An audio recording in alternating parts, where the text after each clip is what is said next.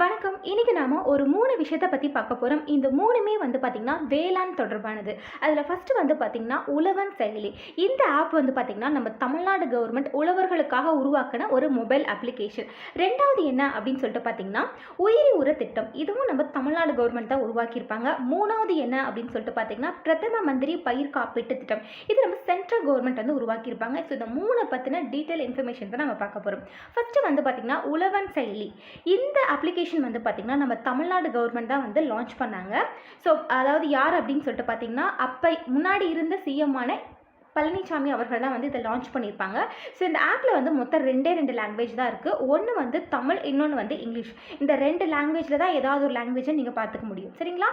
அது மட்டும் இல்லாமல் இந்த ஆப் மூலமாக நமக்கு என்னென்ன நம்ம பார்த்துக்க முடியும், என்னென்ன தெரிஞ்சுக்க முடியும் அப்படின்னு பார்த்தீங்கன்னா, ஒரு 4 முக்கியமான விஷயம் இருக்குங்க. ஸோ இந்த 4 கொஷின் பேப்பரில் எப்படி கேட்பாங்க அப்படின்னு சொல்லிட்டு பார்த்தீங்கன்னா, உழவன் செயலி ஆப்பில் பார்த்தீங்கன்னா அப்படி கொடுத்துட்டு 4 பாயிண்ட்டை கொடுத்தது அதில் வராதது எது அல்லது பொருந்தாதது எது அப்படின்னு சொல்லிட்டு கொடுக்க கூட வாய்ப்பு இருக்குது. ஸோ அதனால் இந்த 4 விஷயத்தையும் நான் தெளிவாக சொல்கிறேன். அதில் ஃபஸ்ட்டு பார்த்தீங்க அப்படின்னா, விவசாய மானியங்கள். விவசாய மானியங்கள் அப்படின்னா சப்சிடின்னு சொல்லுவாங்க. இப்போ பார்த்தீங்க அப்படின்னா, இப்போ நீங்கள் ஒரு தோட்டம் வச்சுருக்கீங்க அப்படின்னா, நீங்கள் அதுக்கு தண்ணி விடுறப்ப பார்த்தீங்கன்னா, ஒரு பாத்தியாக தண்ணி விட்டீங்க அப்படின்னா தண்ணி நிறையா வேஸ்ட் ஆகும். இதுவே நீங்கள் ட்ரிப் இரிகேஷன், அதாவது சொட்டு நீர் பாசனத்தில் பார்த்தீங்கன்னா நீங்கள் தண்ணி விட்டீங்க அப்படின்னு பார்த்தீங்கன்னா தண்ணி வேஸ்டேஜ் ஆகாது, அந்த செடிக்கு மட்டும் தண்ணி போகும். சரிங்களா? ஸோ இதனால் பார்த்தீங்கன்னா தண்ணி நார்மலாக வேஸ்ட் ஆகாது. சரிங்களா?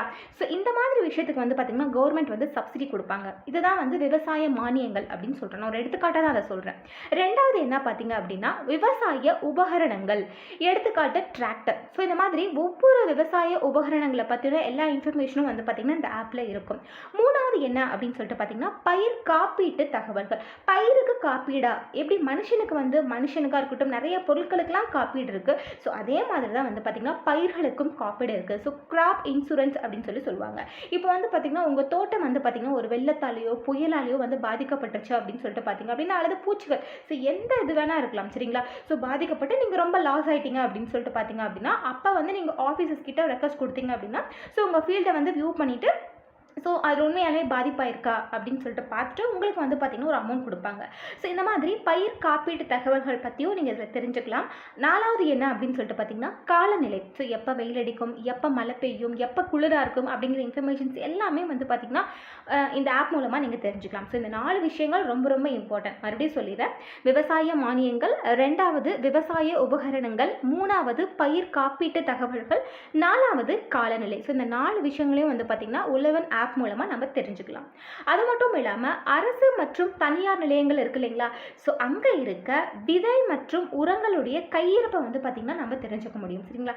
ஸோ கரண்ட்டில் விதை இருக்கு இல்லைங்களா? ஸோ விதையோ உரங்களோ பார்த்தீங்கன்னா தனியார்லையோ கவர்மெண்ட் நிலையங்களில் எவ்வளோ இருக்குது அப்படிங்கிற ஒரு விஷயத்தை நம்ம ஆப் மூலமாக வீட்டில் இருந்தே தெரிஞ்சுக்கலாம். சரிங்களா? ஸோ அடுத்து போயிடலாம். அடுத்து என்ன அப்படின்னு சொல்லிட்டு பார்த்தீங்கன்னா, உயிரி உர திட்டம். இந்த உயிரி உர திட்டம் அப்படிங்கிறது நம்ம தமிழ்நாடு அரசால் சமீபத்தில் தான் பார்த்தீங்கன்னா அறிமுகப்படுத்தப்பட்டிருக்கும். இதோடைய பெனிஃபிட்ஸ் அப்படின்னா என்ன அப்படின்னு பார்த்தீங்கன்னா, இயற்கை விவசாயத்தை முறையாக நிர்வகிப்பது. இயற்கை விவசாயம் சொல்கிறோம் இல்லைங்களா? அந்த இயற்கை விவசாயத்தை முறையாக நிர்வகிக்கிறது இதோடைய ஒரு வேலை. அது மட்டும் இல்லாமல் மண் வளத்தை அதிகரிப்பது. ஸோ மண் வளத்தை அதிகரிப்பதற்கு உதவி செய்வது. இந்த 2 விஷயங்களும் பார்த்தீங்கன்னா இந்த உயிரி உர திட்டத்துடைய முக்கியமான நோக்கங்கள். ஸோ இந்த 2 பாயிண்ட் தான் ரொம்ப ரொம்ப இம்பார்ட்டன்ட். ஸோ இதில் ஃபஸ்ட்டு என்ன அப்படின்னா, இயற்கை விவசாயத்தை முறையாக நிர்வகிப்பது, மண் வளத்தை அதிகரிப்பதற்கு உதவி செய்வது. ஸோ இந்த 2 விஷயங்களும் உயிரி உர திட்டத்துடைய முக்கியமான நோக்கங்கள். அடுத்த பாயிண்ட் என்ன அப்படின்னு சொல்லிட்டு பார்த்தீங்கன்னா, பிரதம மந்திரி பயிர் காப்பீட்டு திட்டம். ஸோ இதை பற்றி பார்க்கலாம். இதை PMFBY அப்படின்னு சொல்லிட்டு குறிப்பிடுவாங்க. சரிங்களா? இது பார்த்தீங்கன்னா நடுவண் அரசு தான் பார்த்தீங்கன்னா இந்த திட்டத்தை கொண்டு வந்திருப்பாங்க. இது பார்த்தீங்கன்னா வேளாண் பயிர் காப்பீட்டு திட்டம், கிராப் இன்சூரன்ஸ்னு சொல்லுவோம் இல்லைங்களா? அதுதான் அந்த திட்டம் தான். இந்த திட்டத்துக்கு கீழே பார்த்தீங்கன்னா மத்திய அரசு விவசாயிகளுக்கு நிதி உதவியும் பயிர் காப்பீடும் வழங்குகிறது. ஸோ ஏதாவது பார்த்தீங்கன்னா நிதி உதவியும் அல்லது பயிர் காப்பீடும் இந்த திட்டத்துக்கு கீழே சென்ட்ரல் கவர்மெண்ட் கொடுத்துட்ருக்காங்க. இந்த திட்டம் எப்போ ஸ்டார்ட் பண்ணப்பட்டுச்சு அப்படின்னு பார்த்தீங்கன்னா 2016 பிப்ரவரி 18, 2016 பிப்ரவரி 18 அன்னைக்கு பார்த்தீங்கன்னா இந்த திட்டம் பார்த்தீங்கன்னா அறிமுகப்படுத்தப்பட்டிருக்கும். பிப்ரவரி 18. ஓகே, இந்த திட்டத்தை பற்றி நான் மறுபடியும் சொல்லிடுறேன்.